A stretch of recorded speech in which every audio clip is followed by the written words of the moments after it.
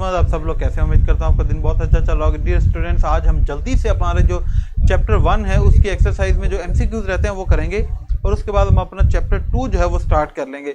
तो क्विकली जो है जो हम हमारे 1 की एक्सरसाइज में जो एमसीक्यूज हैं वो देख लेते हैं कि इनके करेक्ट ऑप्शंस क्या हैं। पहले नंबर पर आपके पास एक तो किताब ओपन हो ताकि आप देख सके कि हम क्या पढ़ रहे हैं, ठीक है, और नहीं तो आपको कुछ याद नहीं रहेगा। हमारे पास पहली स्टेटमेंट है, where did Norma put the lamp chops. Norma ने वो लैम्प चॉप्स जो है वो कहाँ पर रखे थे? In the oven, in the broiler, in the freezer, in the basket. तो इसकी जो सही ऑप्शन है वो बी ऑप्शन है, इन द ब्रॉयलर। ये हमने चैप्टर के अंदर पढ़ा है। दूसरे नंबर पे है, there was a small man in the porch, in the room, at the door, in the hallway. तो ये जो चैप्टर में लिखा है वो है इन द हॉलवे, तो there was a small man in the hallway. तो दूसरा जो हमारे पास एमसीक्यू है उसकी सही ऑप्शन डी है। तीसरे नंबर पे है, where was the key to the bell unit dome. उस बेल यूनिट डोम की चाबी कहां पर थी? In the box, in the drawer, in the sealed envelope, in the pocket. तो इसकी सही option in the sealed envelope है। तो तीसरे नंबर पर हम कहेंगे कि सी ऑप्शन जो है वो करेक्ट है। चौथे नंबर पे है, what was the reward for pushing the button. Button दबाने का क्या इनाम था? $25,000, $50,000, $5,000, $2,500। तो हमें पता है कि इसका जवाब जो है वो $50,000 है। तो चौथे पे हम कहेंगे कि जो बी ऑप्शन है वो करेक्ट है। पांचवें नंबर पे है, what was the question of Norma that made mister Stewart embarrassed. Norma का कौन सा सवाल था जिससे मिस्टर स्टीवर्ट जो है थोड़ा शर्मिंदा नजर आया? Where do you live, how do you do, what do you sell, who do you represent. तुम किसकी नुमाइंदगी करते हो? तो इसका सही जवाब है हु डू यू रिप्रेजेंट, तुम किसकी नुमाइंदगी करते हो। तो हम कहेंगे कि पांचवें नंबर पर भी जो डी ऑप्शन है ये करेक्ट है। छठे नंबर पे है कि what could have happened by pushing the button. Button दबाने से क्या हो सकता था? Somewhere in the world a bird would die, someone would die in the neighbourhood, some songs would be heard, somewhere in the world some unknown person would die. तो इसकी ये सही ऑप्शन आखिरी ऑप्शन है कि somewhere in the world some unknown person would die. तो हम कहेंगे कि छठे नंबर पे जो डी ऑप्शन है ये हमारी करेक्ट है। सातवें नंबर पे है, why did not Arthur agree to the offer of mister Stewart for pushing the button. Arthur जो है वो मिस्टर स्टीवर्ट की ये जो पेशकश थी बटन दबाने की, इससे उसने इत्तेफाक क्यों नहीं किया? He considered it a practical joke, he did not rely him, he considered death of some unknown person a murder, he did not believe him। तो इसकी सही ऑप्शन सी ऑप्शन है, he considered death of some unknown person a murder। तो हम कहेंगे कि सातवें number पर फिर हम सी को करेक्ट कर देंगे। आठवें नंबर पे है, why was the offer of $50,000 attractive for Norma। Norma के लिए ये $50,000 की ये पेशकश इतनी अट्रैक्टिव क्यों थी? she had a plan to improve her life, she felt no harm in helping someone to conduct a psychological research, she wanted to purchase a new set of jewelry, she wanted to buy a new house। तो इसका सही option A option होगा, she had a plan to improve her life। तो हम कहेंगे कि आठवें पे फिर ए को टिक कर दो। नाइन्थ पे है, who in Norma's opinion was the researcher। Norma के ओपिनियन में वो रिसर्चर कौन है? A psychiatrist, a doctor, an eccentric millionaire, a murderer। तो इसकी सही ऑप्शन सी ऑप्शन है, an eccentric millionaire। तो हम कहेंगे कि 9 पे फिर सी को टिक कर दें। 10वें नंबर पे है, why did Norma take the consent of her husband to comply with the instructions of Mr. Stewart। Mister Stewart की हिदायत पर अमल करने के लिए नॉर्मा ने अपने खामन की मर्जी हासिल क्यों न की? Because he could not understand the idea, because he would share the offer, he considered it a murder, he considered it immoral to kill some unknown person for the sake of money। तो इसकी सही option D option है, he considered it immoral to kill some unknown person for the sake of money। तो हम कहेंगे कि 10वें पे भी हम डी ऑप्शन लगा देंगे। ठीक हो गया जी। ये मेरा बेटा 10 MCQs थे आपके सामने, वो आपने कर दिए। जी हाँ, और साथ साथ शाबाश, आप अपने आंसर्स भी जो है वो भेज रहे हैं, अच्छी बात है। चले अब मैं इसको इरेज करता हूँ और अब हम अपना जो सेकंड चैप्टर है उसकी तरफ चलते हैं।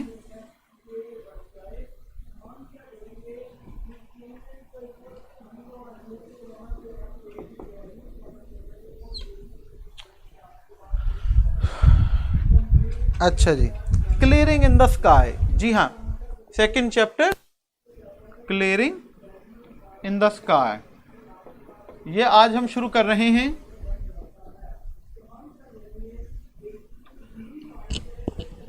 आसमान पर साफ किता जमीन, क्लियरिंग, क्लियर का मतलब था साफ, क्लियरिंग का मतलब है साफ किया हुआ टुकड़ा, ठीक है, एक ऐसा जमीनी टुकड़ा जहां पर हल चलाया गया, जिसको फसल उगाने के लिए साफ किया गया, उसे कहते हैं क्लियरिंग। तो क्लियरिंग इन द स्काई, आसमान पर जो है वो साफ किता ज़मीन, बहुत ही अच्छा ये चैप्टर है, मुझे बड़ा पसंद है इसको हमेशा पढ़ाना, इसके अंदर जो मैसेज है वो बहुत खूबसूरत है। कहानी इस तरह शुरू होती है, नहीं इकरा बेटा ट्रू फॉल्स नहीं आते आपको पेपर में। This is the way Jess, said my father, pointing with his cane across the deep valley below us. ये है वो रास्ता जेस, मेरे वालिद ने हमारे नीचे गहरी वादी के पार अपनी छड़ी से इशारा करते हुए कहा, I want to show you something you have not seen for many years. मैं तुम्हें एक ऐसी चीज़ दिखाना चाहता हूँ जो तुमने कई सालों से नहीं जो है वो देखी होगी। पॉइंट, यहाँ पर पॉइंट का मतलब है इंडिकेट, पॉइंटिंग, इंडिकेटिंग, इशारा करते हुए। तो अपनी छड़ी से हमारे आगे गहरी वादी की तरफ या वादी से पार इशारा करते हुए मेरे बाप ने कहा, यह है वो रास्ता जेस, मैं तुम्हें कोई ऐसी शय दिखाना चाहता हूं जो तुमने कई बरसों से नहीं देखी है। Is it too hot for you to do much walking? क्या आपको इस कदर गर्म मौसम में इतना पैदल चलना चाहिए? I wipe the streams of sweat from my face to keep them. Keep का मतलब है, टू कीप का मतलब प्रिवेंट, टू प्रिवेंट रोकना, ठीक है। वाइप का मतलब है क्लियर, साफ करना। To keep them from stinging my eyes, stinging pricking, prick करना जैसे चुभन पैदा करना, प्रिकिंग। मैंने अपने चेहरे से पसीने के कतरों को साफ करते हुए कि कहीं वो मेरी आंखों में चुभन पैदा न करें, मैंने अपने बाप से कहा कि क्या आपको इस कदर गर्म मौसम में इतना पैदल चलना चाहिए? I did not want to go with him, मैं उसके साथ नहीं जाना चाहता था। I had just finish walking a half mile up hill from my home to his, मैं अभी आधा मील जो है वो पहाड़ी के ऊपर चढ़ाई करके अपने घर से अपने बाप के घर आया था। I had carried a basket of dishes to mom, और मैं साथ साथ जो है वो माँ के लिए एक प्लेटों की थालियों की टोकरी भी उठा कर लाया था। There were 2 slips in the road and I could not drive my car, सड़क पर 2 जगह ऐसी फिसलन थी जिसकी वजह से मैं अपनी गाड़ी नहीं चला सकता था। And I knew how hot it was, और मुझे इस बात का अंदाज़ा था कि दर्जा हरारत कितना ज़्यादा है बाहर, या मौसम कितना गर्म था। It was 97 in the shade, साए में भी दर्जा हरारत 97 फ़ारेनहाइट तक जा पहुंचा था। I knew that from January until April my father had gone to 8 different doctors, मुझे इस बात का भी अंदाज़ा था कि जनवरी से लेके अप्रैल तक, इसका मतलब है अभी अप्रैल का महीना होगा, तो 4 महीनों में मेरा बाप जो है वो 8 मुख्तलिफ डॉक्टर्स के पास गया है। वो 8 डॉक्टर्स के पास क्यों गया है? क्योंकि उसे आराम नहीं आ रहा, वो डॉक्टर जिसके पास जाता है वो उसका इलाज नहीं कर पा रहे, तो वो डॉक्टर चेंज कर लेता है। One of the doctors had told him not to walk the length of a city block, उन डॉक्टरों में से एक डॉक्टर ने तो उसे ये भी कहा कि तुमने अब एक गली जितना, एक ब्लॉक से दूसरे ब्लॉक जितना भी पैदल नहीं चलना है। He told my father to get a taxi to take him home, और उसने मेरे बाप को कहा कि वो यहाँ से घर जाने के लिए टैक्सी जो है वो किराए पर ले। या फिर वो टैक्सी कराकर यहाँ से वापस घर जाए। But my father walked home 5 miles across the mountain and told mom what the doctor had said. लेकिन मेरा बाप जो है वो पहाड़ों में से 5 मील पैदल चलता हुआ वापस घर पहुंचा और जाकर उसने माँ को बताया कि आज उसे डॉक्टर ने क्या कहा था। 40 years ago a doctor had told him the same thing। 40 साल पहले भी एक डॉक्टर ने उसे गालबन कुछ ऐसी ही बात बताई थी। And he had lived to raise a family of 5 children। लेकिन वो 5 बच्चों के ख़ानदान की परवरिश करने के लिए ज़िंदा रहा। He had done as much hard work in those years as any man। तो उसने उन सालों में उतनी ही मेहनत की जैसा कि कोई उन सालों में नौजवान करता है। तो वो नौजवानी के अंदर बीमार हो गया। डॉक्टर ने कहा कि तुमने काम नहीं करना, मेहनत नहीं करनी, तुम बीमार हो। लेकिन उसने बीमारी को बहाना नहीं बनने दिया। उसने अपने उन सालों में उतनी ही ज़्यादा मेहनत की, उतनी ही सख्त मेहनत की जितना कि उसकी उम्र के सेहतयाब जो सेहतमंद नौजवान थे वो किया करते थे। I could not protest to him now. मैं अब उसके सामने कोई एहतजाज नहीं कर सकता था। He had made up his mind. वो अपना जहन बना चुका था, वो अपना इरादा कर चुका था। When he made up his mind to do a thing, तो जब वो अब कोई काम करने के लिए इरादा कर चुका होता, he would do it even if he had to crawl. तो वो ये काम करके रहता चाहे उसके लिए उसे रेंगना ही क्यों ना पड़े। He did not care if it was 97 in the shade or 16 below zero। वो इस बात की परवाह न करता कि दर्जा हरारत चाहे 97 फ़ारेनहाइट हो या -16 डिग्री सेंटीग्रेड हो। I wiped more sweat from my face as I followed him down the little path between the pasture and the meadow। तो वो कहता है कि चरागाह और सब्ज़ाज़ार के दरमियान छोटे से रास्ते पर मैंने अपने वालिद के पीछे नीचे उतरते हुए अपने चेहरे से मज़ीद पसीना जो है वो साफ़ किया। यहाँ पर मैडो का मतलब क्या होता है? चरागाह या सब्ज़ाज़ार, जिसे हम कुछ भी कह सकते हैं। मैडो ग्रासलैंड, ठीक है। सब्ज़ाज़ार पास्चर का भी मतलब यही होता है, ठीक है। इसे ग्रेजिंग लैंड भी कह सकते हैं, जिसे चरागाह कहते हैं। चलो मैं ये लिख देता हूं, पास्चर ग्रेजिंग लैंड, चिरागाह, ठीक है जी। तो चिरागाह और सब्ज़ाज़ार के दरमियान जो छोटे सा रास्ता है, उस पर अपने वालिद के पीछे नीचे उतरते हुए मैंने अपने चेहरे से मज़ीद पसीना साफ़ किया। Suddenly he stopped at the edge of the meadow. तो अचानक वो एक सब्ज़ाज़ार के किनारे पर रुका। Took his pocket knife from his pocket, और अपनी जेब से उसने जो है वो एक जेब वाला छोटा चाकू निकाला। And cut a wisp of अल्फाल्फा। विस्प का मतलब क्या होता है? विस्प का मतलब होता है ब्रांच, ठीक है। इसे टफ्ट भी कहते हैं। मैं ये यहां पर लिख देता हूं।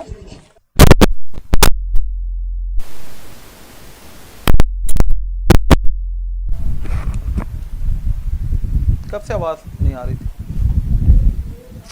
जी बेटा? ये ब्रैग का मतलब क्या होता है? ब्रैग का मतलब होता है बोस्ट, शेखी बकेरना, ठीक है, तकब्बुर से बात करना। ये पॉजिटिव सेंस में आता है, नेगेटिव सेंस में नहीं आता, ठीक है बेटा। अब आपको आवाज आ रही होगी। तो उसने कहा लुक एट दिस जेस ही ब्रैग। तो उसने फख्र से कहा, इसे देखो Jess. Did you ever see better अल्फाल्फा grow out of the earth? क्या तुमने कभी इससे बेहतर अल्फाल्फा जमीन से कहीं उगता हुआ देखा है? It's the best looking hay I have ever seen any place. Hay का मतलब है घास फूस।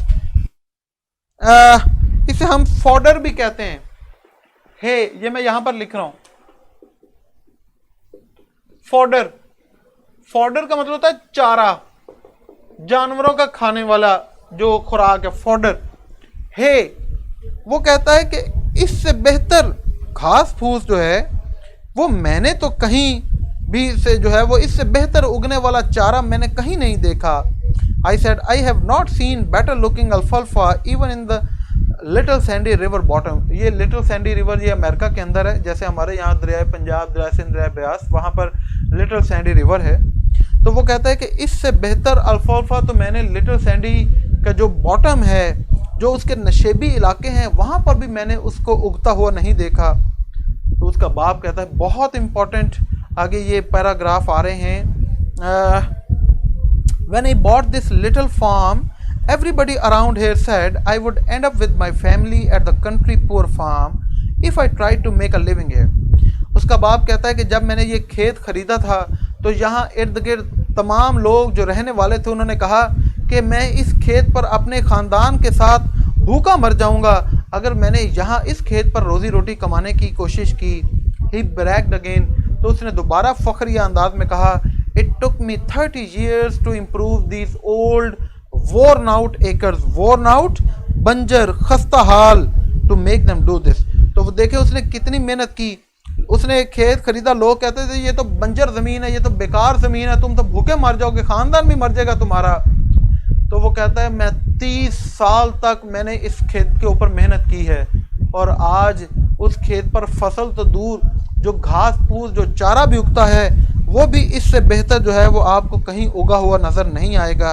तो वो कहता है कि मुझे ये 30 साल लगे, ये जो है वो इस तरह की खस्ता हाल, इस तरह की जो बेकार ज़मीन है उसको बेहतर बनाते हुए, उसको जो है वो अच्छा करते हुए कि आज वहाँ पर चारा भी बेहतरीन तरीके से जो है वो उग सके।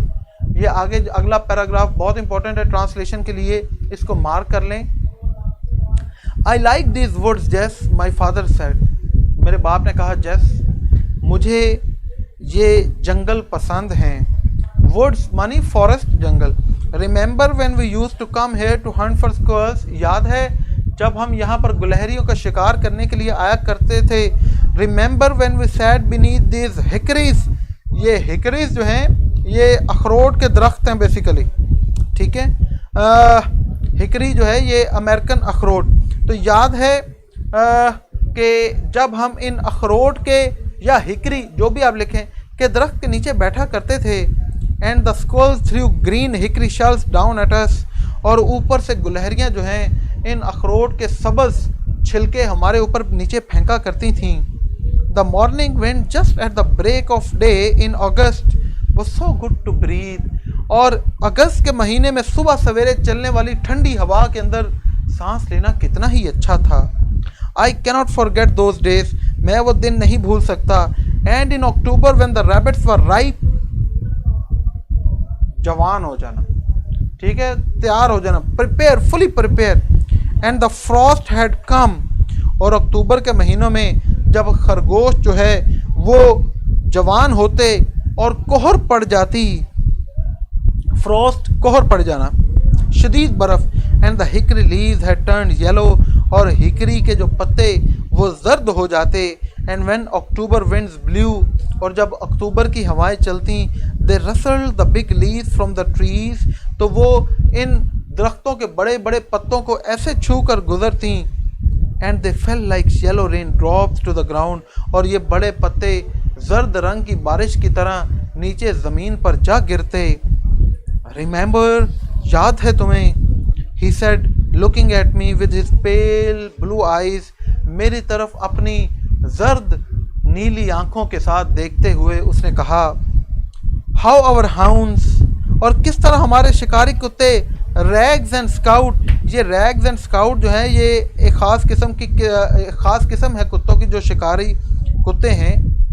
तो किस तरह हमारे वो रैग्स एंड स्काउट जो है वो शिकारी कुत्ते would make the rabbit circle, वो कैसे खरगोशों के चक्कर लगवाते।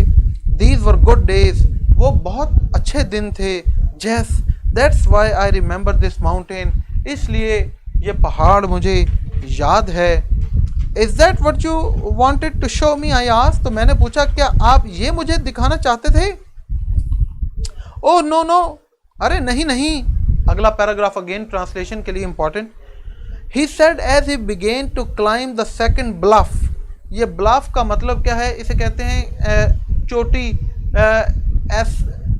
जो स्टीप हो, जो सीधी हो, जो जिसके अंदर ज़्यादा जो है वो ढलवान नहीं है, ठीक है, उसे हम कहते हैं ब्लफ। ठीक हो गया बेटा। क्लिफ भी इसे कह सकते हैं, ये मैं सामने लिख देता हूं। ब्लफ मानी क्लिफ, चोटी। Oh no no, he said as he began to climb the second bluff। तो उसने कहा नहीं नहीं, और जैसे ही उसने दूसरी उस चोटी के ऊपर, चट्टान के ऊपर चढ़ना शुरू किया, that lifted abruptly, abruptly, suddenly, abruptly, suddenly, that lifted abruptly from the flat toward the sky। जो जैसे ही उसने दूसरी चट्टान के ऊपर, अमूदी चट्टान पर चढ़ना शुरू किया, जो हमवार जगह से एकदम ऊपर आसमान की जानिब बुलंद होती थी। द पाइन, ये बहुत इंपॉर्टेंट पैराग्राफ है ट्रांसलेशन के लिए जो हम पढ़ रहे हैं। The pines on the top of the mountain above us looked as if the fingers of their long buffs were fondling the substance of a white cloud। हमारे ऊपर पहाड़ की चोटी पर जो पाइन, जो सनोबर के दरख्त ऐसे दिखाई देते जैसे उनकी लंबी शाखों की डालियां एक सफ़ेद अबर के गाले से अटकेलियां कर रही हों या उनको प्यार से छू रही हों। सब्सटेंस, सब्सटेंस का मतलब है matter. Substance, matter. Fondling, fondle का मतलब होता है प्यार से अटकेलियां करना। केरस, ऐसे जैसे ये बालों के अंदर, ठीक है, या प्यार से थपकी देना, केरस। तो वो कहता है the pines on the top of the mountain above अस, तो हमारे सामने उस पहाड़ की चोटी के ऊपर सनोबर के दरख्त लुक्ड, ऐसे नजर आते, ऐसे दिखाई देते थे, as if the fingers of their long bough, जैसे कि उनकी लंबी लंबी शाखों की उंगलियां या डालियां were fondling the substance of white cloud, सफ़ेद अबर के जो अंदर, उसके अंदर अटकेलियां कर रही हों या उस सफ़ेद बादलों को प्यार से छू रही हों। Whatever my father wanted me to see, मेरा बाप जो कुछ भी अब मुझे दिखाना चाहता था, was on top of the highest point of my farm, मुझे अब समझ आ गई कि वो मेरे खेत के बुलंद तरीन मुकाम पर था। And with the exception of the last 3 days, और लास्ट 3 years, और माँ सिवाय पिछले 3 सालों के, I had been over this point many times, मैं उस ऊंचे मुकाम पर कई दफ़ा जा चुका था। सिर्फ 3 साल हो गए नहीं गए, लेकिन उससे पहले मैं कई दफ़ा जा चुका था। I had never seen any thing extra ordinary, extra ordinary गैर मामूली, ठीक है, शानदार। Upon this high point of the rugged land, rugged बंजर, ये भी इसका मीनिंग लिखवाता हूँ। तो वो कहता है कि मैंने अपनी इस बंजर पॉइंट पर, इस चोटी पर कभी भी कोई ऐसे गैर मामूली चीज़ नहीं देखी थी। I had seen the beauty of many wild flowers, हाँ मैंने कई जंगली फूलों की खूबसूरती तो वहाँ देखी। अ फ्यू रॉक क्लिफ्स, कुछ चंद पथरीली चट्टानें देखी। And many species of hard and soft wood trees, और बहुत सी किस्मों के सख्त और नरम लकड़ी वाले दरख्त देखे थे।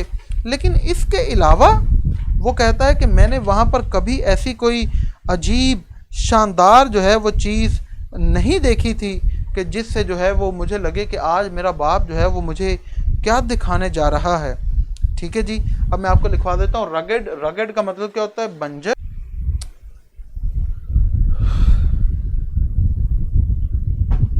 बस बेटा आज हम इतना ही करेंगे, कल इंशाल्लाह यहाँ से अब कंटिन्यू करेंगे। हमने काफ़ी आज पढ़ लिया। That's enough for today. I hope कि आपको लेक्चर पसंद आया होगा, आपको समझ भी आ गई होगी।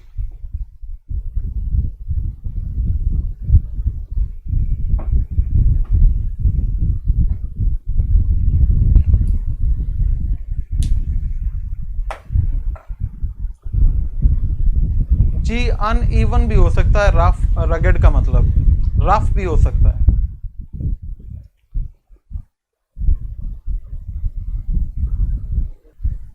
चले जी, माशाल्लाह सबको क्लियर है। That's wonderful. मैं अभी फिर भी एक दफ़ा साइड पर हो जाता हूँ कि आज जो हमने वर्ड्स लिखे हैं, अगर आप इनके मीनिंग्स लिखना चाहें, इनकी पिक्चर लेना चाहें तो आप लिख सकते हैं। चले जी, जैसे ही आज का लेक्चर ख़त्म हो तो लेक्चर के बारे में अपना फीडबैक ज़रूर दें। कल इंशाल्लाह आपसे दोबारा मुलाकात होगी। अपना ख्याल रखें, दुआ में याद रखें। जिन्होंने अभी तक मुझे फॉलो नहीं किया, वो ऊपर आप लोगों को मेन पेज पे मेरी पिक्चर नज़र आएगी, उसे क्लिक करें, फॉलो की ऑप्शन होगी, फॉलो करें। अल्लाह हाफ़िज़।